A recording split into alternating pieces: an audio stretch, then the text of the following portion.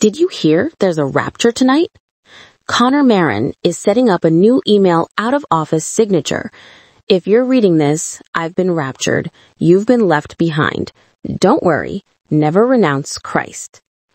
At some point today, Conor's guess is midnight Israeli time, so 10 p.m. here, the rapture might occur.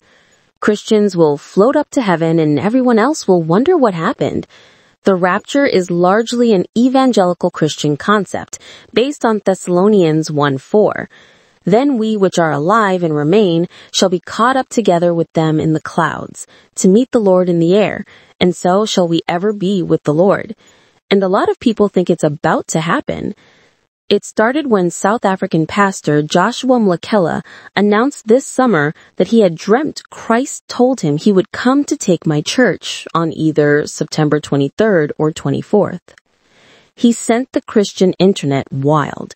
Mlakela's date was near the autumn equinox and exactly 7 years away from the 2000th anniversary of Christ's death, assuming he died in AD 32.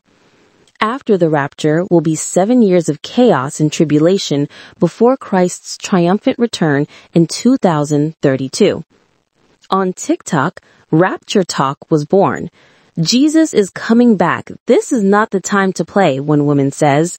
This should not be fearful, guys. Only 2.5 days left until I get to see Jesus, grins a man. A young woman signs off what she expects to be her last video. See you in the clouds, my brothers and sisters.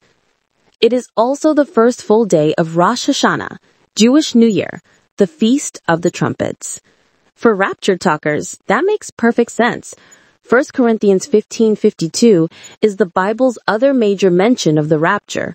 We will all be changed in a moment, in the twinkling of an eye, at the last trumpet. For the trumpet will sound, and the dead will be raised imperishable, and we will be changed. Of course, surely the last trumpets will sound at the Feast of the Trumpets, and there are other links once you start looking. It's interesting with the trumpets, Conor reflects when we talk over the phone, because Trump is the president now as well. It's kind of a coincidence, but not really. An eye-opener. An eyebrow raiser, anyway. He thinks Trump might be the Antichrist, who will appear in the 7 years of tribulation, but he's unsure. The thing is, everybody has to like the Antichrist, and Donald Trump, so many people hate him, he muses. There are a few candidates. My first one would be Mohammed bin Salman, the Crown Prince of Saudi Arabia.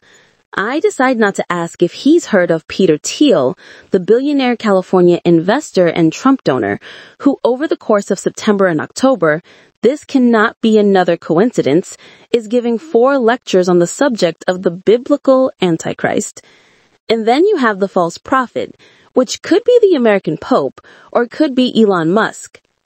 Marre lives in Ireland and has been interested in American evangelical Christianity since Ireland's 2018 abortion referendum.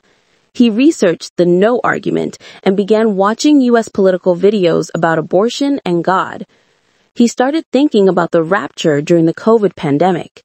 He says, I knew COVID was a sign, a harbinger of things to come.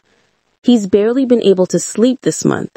Right now, waiting for eternity, he's full of fear and excitement.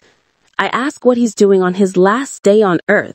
He says, I'm just going to the gym now so I can get rid of some nervous energy and wait for things to happen. Then I'm just going to pray and read the Bible.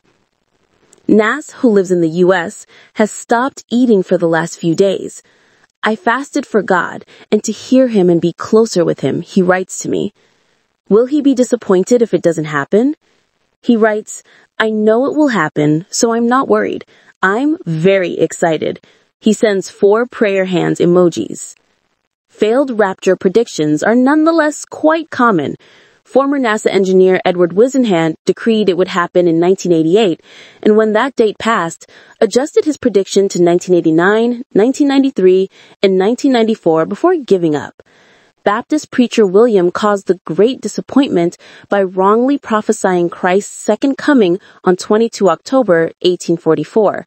Millerites, who had given up their possessions in advance, were violently attacked by mobs, taunted with cries of, "Have you not gone up?"